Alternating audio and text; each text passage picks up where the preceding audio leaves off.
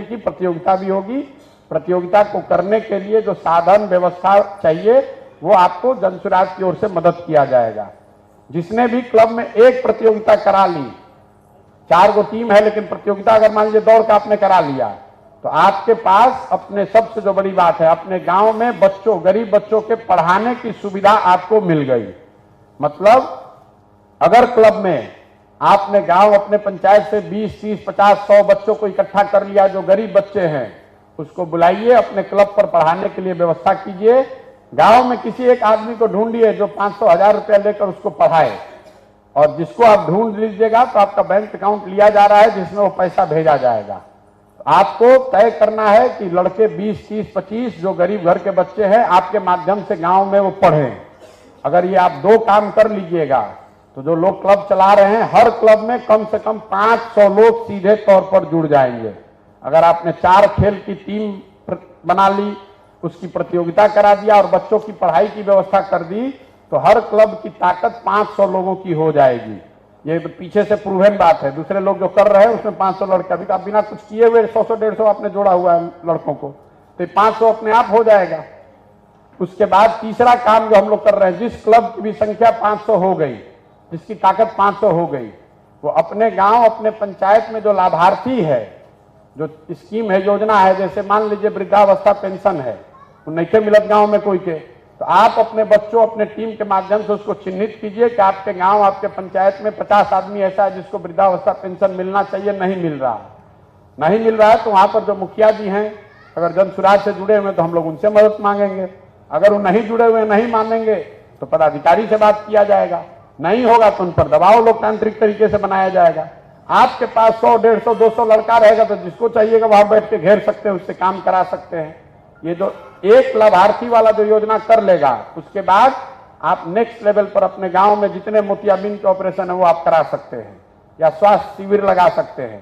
तो जैसे जैसे आप आगे बढ़िएगा, आप अपने लिए या अपने गांव के लिए क्लब के माध्यम से ये काम कर सकते हैं।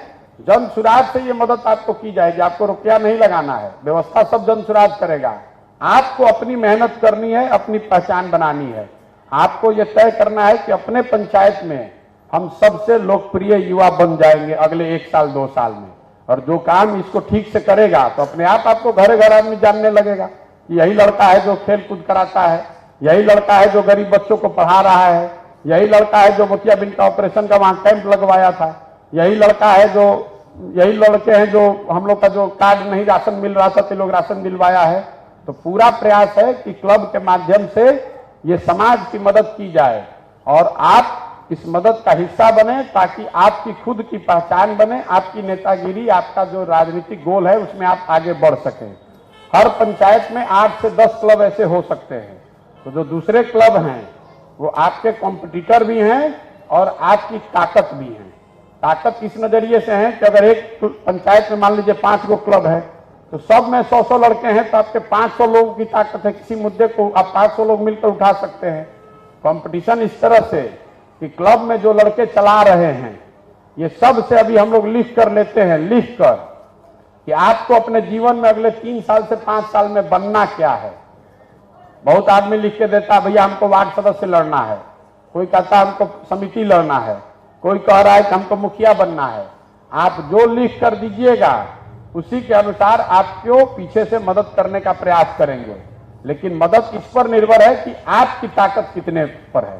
बहुत आदमी भी लिख के देता है, भैया हमको विधायक बनना है, कोई कहता है हमको MP लड़ना है। हमको कोई ऐसा ज्ञान नहीं है कि हम आपको बता दें कि आपको क्या लड़ना है।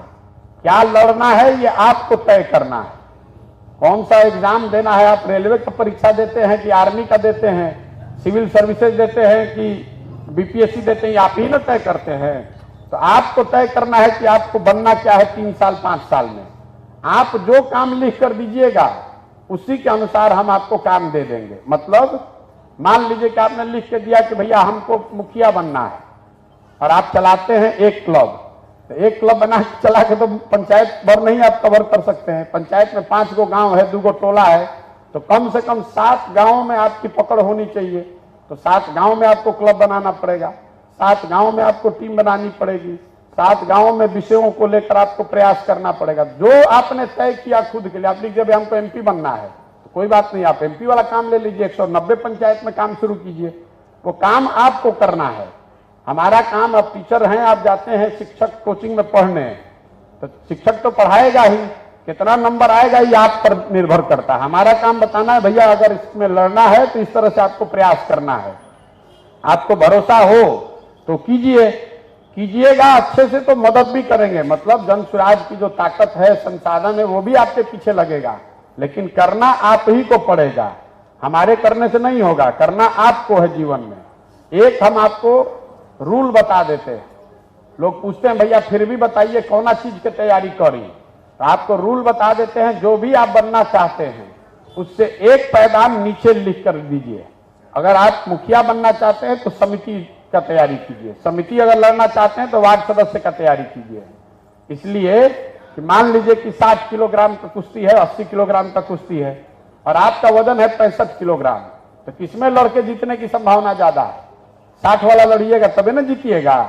65 का वजन है, लड़िएगा 80 में, तो पहले राउंड में हार के बाहर हो जाइएगा।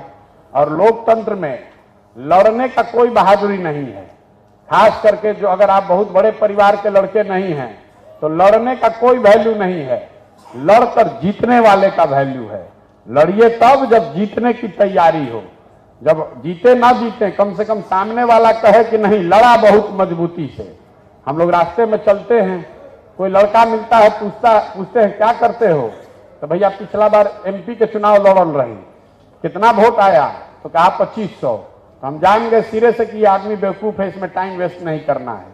उसके मुकाबले कोई लड़का मिलता है जो कहता भैया हम वार्ड सदस्य 2 बार से है, 10 साल हो गया है, हमको जीवन में प्रमुख बनना है, हमको समिति बनने में मदद कीजिए, तो उसको हम लोग सीरियसली लेंगे कि नहीं ये लड़का समझदार है, ये कुछ कर सकता है। इसलिए जब आप लिख कर दे रहे हैं तो सोच समझ कर लिख कर दीजिएगा कि क्या आपको बनना है। जो लिख कर दीजिएगा वैसे ही हम फिर आपको वापस बुलाएंगे और वो काम भी आपको देंगे, वो मदद भी करेंगे। हम ये एकदम फिर से दोबारा कह दे रहे हैं, कोई रोक नहीं है। आप चाहते हैं एमपी का चुनाव का तैयारी करना तो एमपी का कीजिए, लेकिन ये समझ कर रखिए कि अगर एमपी का चुनाव का आप तैयारी कर रहे हैं तो हम आपको काम 190 पंचायत 290 पंचायत के हिसाब से देंगे। तय आपको करना है कि आप कितना ऊंचा उड़ सकते हैं। अब आप आइएगा एमपी का चुनाव भर के और हम पूछेंगे आपसे कि आपके उस लोकसभा चुनाव में, लोकसभा क्षेत्र में गांव कितना है, तो आपको गांव का नंबर भी नहीं मालूम है, तो वो बेवकूफी मत कीजिएगा, उसी दिन आपका कट जाएगा। लेकिन अगर आप सोच समझ कर आए हैं, सही ईमानदारी से प्रयास करना चाहते हैं, तो आपके पीछे वो सारी शक्ति, बुद्धि, ताकत, जन स्वराज का संसाधन वो लगेगा। ये वो प्लेटफॉर्म है जिसके जरिए आप अपना कैरियर आगे बना सकते हैं, बिना घर परिवार से झगड़ा किए हुए, बिना कोई रिस्क लिए हुए, बिना कोई झंडा लाठी डंडा किए हुए। अगर कुछ नहीं हुआ राजनीति में तब भी आपको जीवन में संतोष होगा कि हम 22 वर्ष के थे तो यहाँ पर 50 लड़कों का टीम बनाए थे जो क्रिकेट खेलता था, वॉलीबॉल खेलता था, दौड़ता था। आपको ये जीवन में संतोष होगा कि भैया हमने 200-500 गरीब बच्चों को पढ़ाने में मदद किया है, 100 को बूढ़ा आदमी का आंख का ऑपरेशन करवाया है, 50 आदमी को योजना का लाभ दिलवाया है। और अगर ये आप कीजिएगा और राजनीति में आपकी रुचि है तो हमारा गारंटी मानिए आप अपने आप आगे बढ़ जाइएगा, उसकी चिंता मत कीजिए। इसमें से बहुत सारे लड़के हैं जो आने वाले सालों में आपके बीच से ही लोग पंचायती राज में जीत कर आएंगे, कुछ लोग आगे भी जाएंगे। हम ये जानते नहीं कौन जाएगा, लेकिन ये तो क्लास है, हम आपको पढ़ा रहे हैं, बता रहे हैं, समझा रहे हैं। वो अच्छा लगे तो कीजिए और नहीं अच्छा लगे तो नहीं कीजिए। आप में से बहुत लोग होगा जो हमसे बहुत ज्यादा ज्ञानी भी है, उसको पहले से मालूम है कि प्रशांत किशोर क्या बताइए, हम देखा ना कैसे बन जाता नहीं 21 साल में। तो भाई अगर आपके पास वो ज्ञान है तो आप उसी को फॉलो कीजिए, हमारे पास मत आइए। कोई जरूरी नहीं है कि आप हमारे बात मानिए, आपके पास जो ज्ञान है वो आप अपने ज्ञान से चलिए, इसमें जुड़िएगा तो इसी व्यवस्था के तहत चलना पड़ेगा। आपको इससे ज्यादा ज्ञान है तो फिर उसी में रहिए। आप किसी ट्यूशन कोचिंग में जाते हैं, क्यों जाते हैं? आपको मालूम है कि जाएंगे शिक्षक हमको बताएगा कि हमको फिजिक्स कैसे नंबर हमारा आ जाएगा, लेकिन बहुत होशियार बच्चा है जो बिना कोचिंग में जाए हुए ही पढ़ सकता है। तो अगर आप उतने क्षमतावान हैं या आपको दूसरे दल से ज्यादा बेहतर लग रहा है कि भाई हम तो भाजपा में जाएंगे और अगले दिन विधायक बन जाएंगे, अब परसों मंत्री का शपथ ले लेंगे, तो वही रास्ता अपनाइए, जन स्वराज में मत आइए। इसमें आइएगा तो 3 बरस, 4 बरस, 5 बरस, 10 बरस मेहनत करना पड़ेगा। लेकिन मेहनत कीजिएगा तो इस बात की गारंटी है कि कुछ न कुछ जीवन में बन जाइएगा। जहां आप हैं इससे बेहतर कुछ हो सकते हैं। इसको देखिए, जांचिए और इसमें जुड़िए और सकारात्मक राजनीति कीजिए। अपने जरिए समाज का 4 आदमी का भला कीजिए। प्रशांत किशोर का जिंदाबाद करने से नहीं होगा, मेरा सेल्फी लेने से बात नहीं बनेगा। अभी हम चलेंगे तो आप सेल्फी लेने के लिए मारामारी कीजिएगा, तो सेल्फी जिसको लेना है उसको हमारे साथ पैदल चलना पड़ेगा। हमसे अगर आपको मिलना है, लड़का सब कहता भैया 1 to 1 मिले के बाद, तो 1 to 1 आप कैसे मिलेगा? जब हम चलेंगे तभी ना मिलिएगा। हम पटना ऑफिस में बैठते और आपको बुलाते 1 to 1 मिलने के लिए, तो आप 5 घंटा जाते बस से, यहाँ से, गाड़ी से, मोटरसाइकिल से, वहां मिलते, फिर आते धक्का खाते हुए। उससे अच्छा है कि हम आपके गांव, आपके पंचायत में आए हुए हैं, जब हम चल रहे हैं तो हमारे साथ चलिएगा, तो बात कर लीजिएगा। जो लड़के ज्यादा सीखने को उत्सुक है वो आकर यहाँ रहते हैं कैंप में, 1 दिन 2 दिन आप रहिएगा, खाने रहने की व्यवस्था है, आप रहिए, रह के सीखिए और सीख कर वापस जाइए। अब ये क्लब की जो व्यवस्था है अभी आपने शुरू किया है, जिले का पदयात्रा खत्म होने से पहले 1000 से ज्यादा क्लब जो यहाँ खुले हुए हैं सिवान में या खुल रहे हैं, ये सारे क्लब के लड़के हमारे साथ बैठेंगे जिले में और सब लोग मिलकर चुनाव करेगा प्रखंड वाइज 2-2 अपने लीडर का आपके बीच से। दूसरे राज्यों, दूसरे जिलों में ऐसा हुआ है, आपके यहाँ भी होगा। उसमें आप अपना नेतृत्व खुद ही चुनिएगा, जो कि तय करेगा कि पहले दौड़ की प्रतियोगिता करावे के बाद, कि पहले हमने के क्रिकेट की टीम बनावे के बाद, सारी बात आपको ही तय करना है। हम उस मीटिंग में खुद रहते हैं, 3 घंटा का प्रक्रिया है जिसमें आकर आप अपने नेता का, नेतृत्व का चुनाव करेंगे। आपके बीच से हर प्रखंड से, मतलब एक प्रखंड में समझिए 15 पंचायत है, हर पंचायत में 5 गो क्लब है, तो 75 क्लब के लोग मिलकर तय करेंगे कि 2 आदमी कौन है जो उस प्रखंड के स्तर पर क्लबों को संचालित करने की जिम्मेवारी अगले 6 महीने के लिए लेगा। ये लोकतांत्रिक व्यवस्था है, ऐसा नहीं कि वही 2 आदमी हमेशा रहेगा। जिले के स्तर पर जो प्रखंड सबसे नीचे आएंगे वहां के अध्यक्षों को हटाया जाएगा, नया आदमी चुनकर आएगा। तो जिसकी अगर आप में क्षमता है तो आप इस प्लेटफॉर्म का उपयोग कीजिए। अपने लिए सबसे पहले अपने जीवन के लिए सोचिए। जो लड़के मिलते हैं कहते हैं भैया हम राजनीति में आना चाह रहे हैं समाज को सुधारने के लिए, देश को बनाने के लिए, ये फर्जी बात हमारे सामने मत कहा कहिए। मिस इंडिया का प्रतियोगिता देखे हैं ना, उसमें लड़की लोग से पूछा जाता है काहे आए हैं ब्यूटी कॉन्टेस्ट में, तो लड़की कहती है कि हम गरीब बच्चों का कल्याण करना चाहते हैं, उसको बनना है हॉलीवुड में या बॉलीवुड में एक्ट्रेस। अब झूठ मूठ का बोलती है कि हम गरीब बच्चों का कल्याण करने आए हैं। आपको नेता बनना है तो स्पष्टता से बताइए कि हमको नेता बनना है भैया, हमको मुखिया लड़ना है। फर्जी हवा मत दीजिए। जो व्यक्ति अपना चिंता नहीं कर सकता है, अपने बच्चे की चिंता नहीं कर सकता है, वो समाज की भी चिंता नहीं कर सकता। इसको लिख कर रखिए। जन सुराज पढ़ाई लिखाई छोड़वा के, काम धंधा छोड़ के, परिवार से हटाकर लड़कों को बागी बनाने का, नेता बनाने का अभियान नहीं है। जो काम आप करते हैं, अगर आप पढ़ाई कर रहे हैं, कंपटीशन की तैयारी कर रहे हैं तो उसको करते रहिए। अगर किराने का दुकान चलाते हैं तो उसको चलाते रहिए। कोई छोटा मोटा धंधा बिजनेस करते हैं तो उसको करते हुए आप राजनीति में शुरुआत कर सकते हैं। दिन में 2 घंटा 3 घंटा निकालिएगा तो अपने आप ये रास्ता पकड़िएगा, आगे बढ़ जाइएगा। तो इससे आपका काम धंधा, पढ़ाई भी नहीं छूटेगा और राजनीति की शुरुआत भी हो जाएगी। घर वालों से लड़ाई झगड़ा भी नहीं होगा और समाज में एक सकारात्मक और सही छवि आपकी बन सकती है। अब आप प्रयास कीजिए, मेरी आपको शुभकामना है। आगे आपसे मुलाकात होती रहेगी। आपको उन्होंने ऐप डाउनलोड कराया होगा, वो इसलिए कराया है कि जब हम जिले से चले जाएंगे तो आपको बुलाएंगे मिलने के लिए, तो हर बार ये संभव नहीं है कि आप पैसा खर्चा करके आइए। इसलिए जिन लड़कों को, मान लीजिए आप में से 25 लड़कों ने लिख के दिया हमको बीडीसी का चुनाव लड़ना है अगले 3 वर्ष के बाद, तो उन लड़कों को हम फिर बुलाते हैं मिलने के लिए। तो मिलने के लिए आपको इन पर्सन भी बुला सकते हैं और अगर आप पीके कनेक्ट ऐप पर है तो ऐप के जरिए भी आपसे बातचीत कर सकते हैं, ताकि आपको जो सुझाव चाहिए, जो मदद चाहिए, वो मदद हम आपकी कर सके। किसी नेता के बारे में जो आप सुनते हैं कि प्रशांत किशोर ने इनका सलाह दिया, इनको जितवा दिया, तो प्रशांत किशोर सलाह ही न दे सकते हैं। करना तो उनको ही पड़ा होगा। करा तो ममता बनर्जी ने होगा, नीतीश कुमार ने होगा, मोदी जी होगा, तभी न किए होंगे। तो उनको करना पड़ा तो आपको भी करना पड़ेगा। तो हमारी सलाह ठीक लगे तो मानिए और प्रयास कीजिए, सफलता मिलेगी जरूर, उसमें कहीं कोई दो मत नहीं है। आप में से ही लड़के, ये पूरे बिहार में जो क्लब बन रहे हैं, इसी में से हजारों लड़के पंचायती राज में अगली बार जीत कर आएंगे। आप में से ही कुछ बहुत होशियार लोग विधायक भी बनेगा।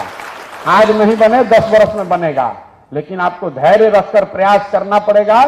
आपको डॉक्टर बनना होता है तो आप बायोलॉजी पढ़ना शुरू करते हैं 8वें क्लास में। 4 वर्ष बायोलॉजी पढ़िएगा तो 12वीं में जाकर परीक्षा दीजिएगा। कहीं बहुत मेहनत किया, पास कर गए तो एमबीबीएस में नाम लिखाएगा तो 5 वर्ष एमबीबीएस कीजिएगा, फिर 3 वर्ष एमडी का प्रयास कीजिएगा, तब ना डॉक्टर बनिएगा 12 वर्ष में। तो विधायक 12 दिन में कैसे बन जाइएगा? लेकिन 10 वर्ष इसमें मेहनत कीजिएगा तो लिख कर रखिए, कोई आपको रोक नहीं पाएगा, जिसमें भी क्षमता होगी। एक अंतिम बात और बता देते हैं। कुछ लड़का हमको बताता है कि भैया वो कैरम बोर्ड ले लिए है, वो काम नहीं कर रहे हैं। तो हमारे लिए अच्छा है कि कैरम बोर्ड पर ही पता चल गया कि वो आदमी फ्रॉड है। आपको नेता नहीं बनना, आपको इनाम का राशि भेजा गया, जूता और ट्रैक सूट, पता चला कि आप उसको न देख अपने पहन के घूम रहे हैं, तो पता चल गया कि आप जूता चोर पहले ही दिन है, पहले ही मार के भगाइए, कल मुखिया बनिएगा तो और लूटिएगा। तो हमको उससे जन सुराज को उससे कोई घाटा नफा नुकसान नहीं है। अगर आपको बोला है कि गरीब बच्चों को पढ़ाइए, आप 500 रुपया दीजिए मास्टर साहब को, तो आपको तय करना है कि 500 रुपया देकर 20 बच्चों को पढ़ाकर 20 परिवार का नेता बनना है कि 500 रुपया चोरी करना है। 500 रुपया चोरी करके जेब में रख लीजिएगा तो नेता तो नहीं बन पाइएगा, और नहीं 20 बच्चों को पढ़ाइएगा तो समाज में 100 आदमी आपका नाम लेगा। तो ये चिंता मत कीजिए कि भैया वो हमारा कैरम बोर्ड ले लिया, खोल दिया है, चल नहीं रहा। हमको उससे कोई दिक्कत नहीं, हमको पहचान हो रही है कि उस गांव में कौन आदमी फ्रॉड है, कौन लड़का होशियार है। जो अच्छा लड़का, 5 गो क्लब खुला है, जो अच्छा रहेगा वो अपने आप निकल जाएगा बीच में, और जो खराब रहेगा वो कैरम बोर्ड लेके भागेगा, एगो जूता लेके चोरी करके भागेगा, उसकी कहानी खत्म वहीं पर। तो आपको ईमानदारी से इसमें प्रयास करना है। हम अपनी तरफ से जो हमारी समझ है, बुद्धि है, जो संसाधन है, मदद करेंगे। आप अपनी ईमानदारी से लगिए। अभी जिसको हमारे साथ चलना है वो आप हमारे साथ चलिए, जो मोटरसाइकिल से हैं मोटरसाइकिल से चलिए, और आपके पंचायत में अगल बगल पंचायत से जब गुजरेंगे तो वहां पर भी आप रह सकते हैं। सेल्फी फोटो लेने के लिए हमारे साथ अभी चलना पड़ेगा। बहुत बहुत धन्यवाद, और आपसे आगे मुलाकात होती रहेगी। दो शब्द यहाँ सच्चा जी हैं, ये पंचायती राज के जो चुने हुए प्रतिनिधि हैं उसके एमएलसी हैं, मतलब सब मुखिया विधायक, सब मुखिया बीडीसी जिला पार्षद लोग मिलकर इनको एमएलसी चुना है। भी आईआईटी से पढ़े हुए हैं और जन सुराज के पुरोधा हैं। इस पूरे अभियान को चलाने वाले यहीं छपरा के एमएलसी हैं। तो एक लाइन आप इनसे भी परिचय कर लीजिए। आज गोड़िया कोठी में आज युवाओं को संबोधित करने का मुझे अवसर प्राप्त हुआ है, इसके लिए मैं अपने आप को बहुत सौभाग्यशाली समझता हूं। और एक और किस्मत वाली बात है कि मैं एक बहुत ही निराशा से भरा हुआ एमएलसी था। मैं 2015 में पहली बार भारतीय जनता पार्टी के समर्थन से एमएलसी बना। क्योंकि बिहार में आया था बिहारियों के लिए कुछ काम करने, बिहार को सुधारने के लिए, बिहार में कुछ अच्छा हो ऐसा सोचकर कि चलो ठीक है, माटी का कर्ज तो हम लोग तो है ही, भले कलकत्ता में जाके व्यवसाय किया और ठीक ठाक किया, लेकिन जब बच्चे बड़े हो गए तो हमने कहा तुम लोग संभालो, हम चलते हैं अपने बिहार संभालने। एमएलसी बनने के बाद लगा कि अब मैं तुम्हें सदन का सदस्य हो गया हूं, अब तो मेरी बात चलेगी। तो सदन तो दूर की बात है, पार्टियों में कोई सुनने को तैयार नहीं। आज की जो व्यवस्था है, जो यहां पर राजनीतिक व्यवस्था है, उसमें केवल झूला झूलने वाले, चमचागिरी करने वाले, चापलूसी करने वाले, हाँ में हाँ मिलाने वाले नेता ही टिक सकते हैं। कोई अगर जनता की बात करे, मुद्दों की बात करे तो उसको काट दिया जाता है, मतलब राजनीतिक रूप से उसको काट दिया जाता है। 6 साल तक जब जब मैं सदन में कुछ बोलने का प्रयास किया तो इशारा करके हमारे माइक को बंद कर दिया गया और कोई चिल्लाने वाले नेता का माइक चालू कर दिया गया ताकि आवाज दब जाए। जब सरकार में होते हैं तब सड़क पर भी नहीं उतर सकते क्योंकि अनुशासनहीनता हो जाएगी। पार्टी के अंदर जब बात करते हैं तो आपको लेटर पकड़ा दिया जाता है कि अनुशासनहीन हो गए हैं आप।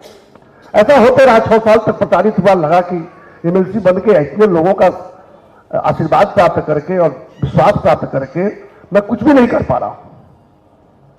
लेकिन फिर भी क्योंकि एक सोच थी कि चलो आज एमएलसी नहीं कर पाया हूं, शायद आगे चल के कुछ कर पाऊंगा। दूसरे टर्म की तैयारी करने लगा। दूसरा टर्म जब आया तो चूंकि पार्टी के लोगों ने तो पसंद किया नहीं था कि ये आदमी सवाल पूछता है, ये आदमी लोगों की बात करता है, ये अपनी बात नहीं करता, चोरी में हिस्सा नहीं मांगता, तो सीधे से टिकट काट दिया गया। टिकट काट दिया गया। लेकिन मैंने 6 साल जनता के लिए बात उठाया था, उनके लिए काम किया था, थोड़ी सफलता भी कहीं ना कहीं मिली थी, तो आशीर्वाद पुनः मिला, अब बहुत जम के मिला। पिछली बार 52% वोट मिला था, इस बार 56% वोट मिला। अब ये हमारे लिए एक बहुत ही बड़ा अभिशाप हो गया। मुझे लगा कि अरे भाई, निर्दलीय जो कि टिकट काट दिया गया था, निर्दलीय 56% वोट लोगों ने दिया, मैं इनके विश्वास को पूरा कैसे करूंगा? ठीक है, मैं महीना में 30 दिन क्षेत्र में रहूंगा, लोगों से मिलूंगा, लोग हमारे पास आएंगे, उनके लिए जहां भी पैरवी करनी होगी वहां करूंगा, जितना प्रयास करता हूं। ठीक है, कोई बीमार है अस्पताल में भर्ती करवाया, कहीं किसी प्रशासनिक कोई दिक्कत आ रही है उसके लिए पैरवी किया जाकर छपरा में, ये सब तो करता हूं, उसके लिए टीम है और उसमें सफलता भी मिलती है। लेकिन उससे बिहार तो नहीं बदलने वाला है। मैं जिसकी नौकरी करता हूं, जिन लोगों ने मुझे जिताया है, मैं उनके लिए कोई कोशिश करूंगा और वहां पर हल्की सफलता मिलेगी भी। लेकिन वो करने तो राजनीति में आया नहीं था। राजनीति में तो मैं ये करने आया था, ये बिहार जो सबसे पिछड़ा राज्य है, मेरा सपना था कि हम लोगों के प्रयास से अगले राज्यों में गिना जाए। हमारे जो बच्चे यहां से दूसरे जगह पलायन करके नौकरी करने जाते हैं, कम से कम वो तो वापस आ जाए और आने वाली पीढ़ियों को जाना न पड़े। उससे बड़ा सपना है कि वो लोग वहां के लोग आके हमारे यहां काम करें, वो भी सपना देखा था। लेकिन मुझे लगा कि इससे कुछ होने वाला नहीं है। एक विधायक, एक विधान पार्षद, एक सांसद, पार्टी के अंदर हो या पार्टी के बाहर हो, सत्ता में हो या सत्ता के बाहर हो, विपक्ष में हो, उसकी कोई औकात नहीं है कि वो इसको बदल सके। निश्चित रूप से मैं और ज्यादा निराश हो गया और बड़ा बोझ जैसा लगा हमको कि लोगों ने इतना विश्वास किया, मैं क्या करूंगा। तरह तरह की बातें दिमाग में आ रही थी, क्या किया जाए, इसके साथ जाया जाए, उसके साथ जाया जाए, ये किया जाए, वो किया जाए, कैसे किया जाए। तब तक मैं तो कहूंगा कि ईश्वरीय कृपा है। हम तो प्रशांत जी को टीवी पर देखते थे, यूट्यूब में देखते थे, अखबारों में पढ़ते थे, इनके कारनामे देखते थे, कैसे किसी को प्रधानमंत्री बनवा दिया, कितनों को मुख्यमंत्री बनवा दिया, कितनों को मुख्यमंत्री बनने से रोक दिया। ये सारी बातें हमारी नजर में थी, तो एक छवि थी, एक क्रांतिकारी चुनाव प्रबंधक के रूप में एक छवि थी। लेकिन इनका भी हृदय बिहार के लिए उतना ही पीड़ित है जितना हम जैसे लोगों का है। ये मुझे तब पता चला जब 15 मई को उनके टीम में किसी ने हमसे संपर्क किया। हम जाकर इनसे मिले, 1 सवा घंटे जब बात हुई, इन्होंने बताया कि मैं वो स्पेस और छोड़ दिया हूं, पैसा कमाने का कोई अंत नहीं है, एक समय के बाद मात्र एक संख्या बन जाती है, इसलिए मैंने वो छोड़ दिया है और मैंने संकल्प लिया है कि मैं बिहार के सोए हुए लोगों को जगाऊंगा, सोए हुए लोगों को जगाऊंगा। तो हम समझे सोया मतलब क्या हुआ। तो आप देख ही रहे होंगे सीता भाई कि केवल जाति के नाम पर, मजहब के नाम पर, हिंदुस्तान पाकिस्तान के नाम पर, पुलवामा के नाम पर, कभी किसी को रोकने के लिए तो कभी किसी को जिताने के लिए लोग सारे मुद्दों को भुलाकर उनको वोट देकर जिताते हैं और एक बार नहीं बार बार जिताते हैं, बार बार ठगे जाते हैं। जो असली मुद्दा है बच्चों की पढ़ाई, जो पढ़ेगा नहीं वो क्या बनेगा। मैं तो देखा हूं, मैं तो 12 साल से गांव में हूं, मैंने अपने स्तर से एक विद्यालय भी बनाया है जहां पर मुफ्त शिक्षा दी जाती है लड़कियों को, खेलकूद की व्यवस्था भी है। आप लोग चाहे तो आ सकते हैं, बनियापुर में मेरा विद्यालय है। एक गांव को तुम्हें बदल पाया, या कहिए कि 2, 4, 5 के गांव के बच्चों को तुम्हें कर पाया, लेकिन बाकी क्या देख रहा हूं, वही खिचड़ी खिलाने वाला, और एक कॉलेज का मैं सेक्रेटरी भी था, वहां पर डिग्री देने वाला, और कोई काम नहीं था। जब ये देखा तो लगा कि अरे भाई ये बच्चे पढ़ेंगे ही नहीं तो 3 में से 1 ही बन सकते हैं। आवारा बनने का तो सारा संसाधन है, देख ही रहे आजकल कितना ऑर्केस्ट्रा चल रहा है, हर बात बात पर चल रहा है। दुर्गा पूजा, सरस्वती पूजा में भी माता की मूर्ति रख के और सामने ढिंचक ढिंचक चलते रहता है। तो आवारा बनने के तो सारे संसाधन है, जो ज्यादा प्रतिभाशाली है वो अपराधी बन जा रहा है। और जो बेचारा नेक बच्चा है, क्योंकि पढ़ाई लिखाई तो किया नहीं, तो कुछ सीखा तो नहीं, न तालीम है न हुनर है, तो क्या करेगा बेचारा, मजदूरी करने किसी दूसरे राज्य चला जाएगा। क्यों? यहाँ तो काम करने का कोई स्कोप नहीं है, न किसी में कमा सकता है और न कोई दूसरा व्यवसाय का साधन है, न कहीं रोजगार नौकरी है। तो ये जो देखा, हमने कहा कि इस मुद्दों पर आज तक बिहार में चुनाव क्यों नहीं हुआ। मैं सोचता था, मैं दवाई की बात नहीं करूंगा, वो तो बुरा हाल है, बीमार पड़ेगा तो उसका तो घर बिका जाएगा, मकान बिका जाएगा, खेत पथार बिका जाएगा। इस तरह के जो मेन मुद्दे होते हैं, पढ़ाई, दवाई और कमाई, उस पर कभी यहां वोट नहीं होता है। इन मुद्दों के बारे में जब इनके मुंह से सुना, अगर मुझे लगा कि ये असली मुद्दों की बात कर रहे हैं, क्योंकि अनुभव भी है, दुनिया देखा है, जिन्होंने रह के उन्होंने अमेरिका और अफ्रीका भी देखा, और पिछले 10-12 सालों से विभिन्न राज्यों में चुनाव लड़ाकर देश को भी समझा, और बिहार में भी एक चुनाव लड़वाए, एक पार्टी से जुड़े रहे, तो बिहार को भी बहुत बढ़िया समझे, लेकिन कहे कि काफी नहीं है, हमको गांव गांव जाकर पैदल चल चल के समझना भी है और साथ में बोतलों को ताकत बतानी है। पहले राजा रानी के पेट से पैदा होता था, आज का राजा रानी के पेट से नहीं पैदा होता। हमें पता नहीं है कि हमारे उंगलियों में कितनी ताकत है, हमारे इस उंगली की चोट राजा पैदा होता है। इतना बाबा साहब अम्बेडकर ने, गांधी जी ने हमको ताकत देकर रखा है, लेकिन उस ताकत का हम बेजा इस्तेमाल करते हैं। किसी के सिखाड़ों में आकर जाति के नाम पर, मजहब के नाम पर, हिंदुस्तान पाकिस्तान के नाम पर हम लोग बार बार एक ही गलती करते हैं। इसे जागना जरूरी है, समझना जरूरी है कि हम आने वाले दिनों में, आप तो युवा हैं, आप लोग खुद पता होगा कि आपका भविष्य क्या होने जा रहा है अगर व्यवस्था नहीं बदलेगी तो। और फिर तो कुछ शादीशुदा होंगे, आप अपने बच्चों के भविष्य के बारे में सोच रहे हो कि मेरी जिंदगी तो गरीबी में बीतना ही है, क्या मेरे बच्चों का भी वैसा ही होगा या हमसे ही बुरा होगा? ये कैसा विषय है जिस विषय पर आपको सोचना है, लेकिन आप तो सोए हुए हैं, पूरा बिहार सोया हुआ है। किसी न किसी लगता है अफीम का नशा हो, जाति का नशा नहीं अफीम का नशा है, मजहब का नशा नहीं अफीम का नशा है। हम अपने बच्चों का भविष्य नहीं देख पाते, अपना भविष्य नहीं देख पाते। इसलिए जब इन्होंने ये अभियान शुरू किया, कहा कि 2 अक्टूबर से मैं गांधी आश्रम भितिहरवा से पूरे बिहार, एक एक पंचायत, एक एक गांव, एक एक कस्बा पदयात्रा करके लोगों के बीच जाएंगे, उनको समझेंगे, अपनी बात समझाएंगे, उनको जगाएंगे, युवाओं को जोड़ेंगे और आने वाले बिहार के भविष्य को, बिहार के आने वाले भविष्य को समाज में सुधारने के लिए उनको प्रेरित करेंगे। क्योंकि जब तक सामूहिक प्रयास नहीं होगा और सही लोगों द्वारा सामूहिक प्रयास नहीं होगा, प्रयास तो हो रहे हैं, बहुत लोग कर रहे हैं, लेकिन जब तक सही लोग, समाज के चुने हुए लोग, मत के निकाले हुए लोग जब तक वो जिम्मेवारी नहीं लेंगे और बिहार को आगे बढ़ाने का काम नहीं करेंगे, तो बिहार के बारे में तो बाकी सब लोग निराश हो ही चुके हैं। मैं अपनी बात बताया ना, मैं सदन में 2 बार जाकर रिकॉर्ड मतों से जीतने के बाद भी मुझे लगता था कि मैं क्या कर सकता हूं। जब तक एक सामूहिक प्रयास नहीं होगा पूरे बिहार में, और जो अभियान उन्होंने शुरू किया है उस अभियान को सफल बनाना है। भाइयों बड़ो ध्यान रखिए इस बात को, दोबारा कोई ये प्रयास करने नहीं आएगा। पहली बार 75 वर्षों के बाद कोई, गांधी जी के बाद पहली बार कोई हुआ है जो पद यात्रा करके मुद्दों को समझकर असली बात आपके बीच में ईमानदारी से रखकर जगाने का प्रयास कर रहा है। इस पर मत चूको चौहान, एकदम दिमाग में रखिए कि एकदम मौका हमारे सामने है। देखिए मैं तो जुड़ गया हूं, क्योंकि मैं तो खोज रहा था ऐसा कोई अवसर, क्योंकि मुझे तो पता था कि ऐसा अवसर मिलना नहीं है। और जब मिला तो मैं अपने आप को कितना सौभाग्यशाली समझा, मैं जुड़ गया। मैं आप लोगों के सामने बता रहा हूं, आगे देखिएगा। मेरे शरीर का खून का अंतिम कतरा भी अगर जन स्वराज के काम आ सका तो मैं देने को तैयार हूं। इसमें कोई व्यक्तिगत स्वार्थ नहीं है। आज मेरे बच्चे कलकत्ता में बड़ी सुखी हैं, उनके बच्चे भी अच्छे अच्छे स्कूलों में पढ़ रहे हैं, ईश्वर का दिया हुआ सब कुछ है। फिर भी मैं इनके साथ गांव गांव घूमने को तैयार हूं, हमें खुद भी घूम रहा हूं अपने तरीके से। इसलिए ये बिहार की मिट्टी का कर्ज हमारे ऊपर है।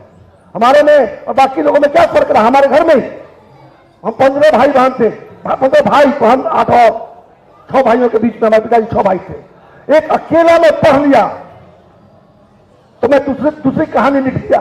अब बाकी 14 आज भी गरीबी में है या मेरी सहायता से कहीं कुछ ना कुछ कमा रहे हैं। एक पढ़ाई, नेल्सन मंडेला ने कहा था कि शिक्षा एक ऐसा हथियार है जिसके बल पर आप गरीबी ही नहीं सारे दुखों को काट सकते हैं, उससे लड़ सकते हैं। और उस शिक्षा से वंचित करके हमारे बिहारियों को बेवकूफ बना दिया गया है, उनको बुद्धू बना दिया गया है। अब बाहर हमारे लिए बिहारी शब्द एक काली बन गया है। इसको दूर करना है। प्रशांत जी आगे बढ़े हैं, मैं कंधे से कंधा मिलाकर चल रहा हूं। आप लोग को उन्होंने बड़ी अच्छी योजना बताई। पहली बार मैं यूथ क्लब वाला कॉन्सेप्ट बैठकर समझा, शानदार है। आप लोग निकलिए, जब युवा निकलेंगे तो आपके पास लंबा समय है। हम लोग के पास तो 15-20 साल बचा है काम करने का, आपके पास 50-60 साल बचा है काम करने का। आप लोग आगे बढ़िए, प्रधान जी के कंधा से कंधा मिलाइए और समाज में बताइए आपको हर 5 साल बाद मौका मिलता है। अगर नहीं खुश होंगे तो अगली बार बदल दीजिएगा, लेकिन एक ऐसी व्यवस्था बनाने का प्रयास करना है कि वो व्यवस्था एक बार ऐसा हो कि सारे सत्ताधारियों को अलग करके अच्छे लोगों की सत्ता बने। और फिर अगर 5 वर्ष बाद लगता है कि ये प्रयोग बिगड़ रहा तो वापस फिर उनको हटा देंगे। इसी तो लोकतंत्र है कि 5 साल बाद हर बार आप उसका वैल्यूएशन करें कि सही था कि नहीं था। इन्हीं शब्दों के साथ चूंकि पदयात्रा भी शुरू करनी है, प्रधान जी ने मुझे अवसर दिया आप लोगों से बात करने के लिए, बहुत बहुत धन्यवाद। और आप लोगों से मेरा एक आग्रह है, निहोरा है, खासकर युवाओं से, महिलाओं से, सोइए मत, जाग जाइए, सो कर मत रहिए। अब यहां से लौट के जाएंगे ना, अभी बड़ा अच्छा लग रहा होगा, और थोड़ी देर बाद धीरे धीरे भूत उतर जाएगा, अपन का भूत चढ़ जाएगा।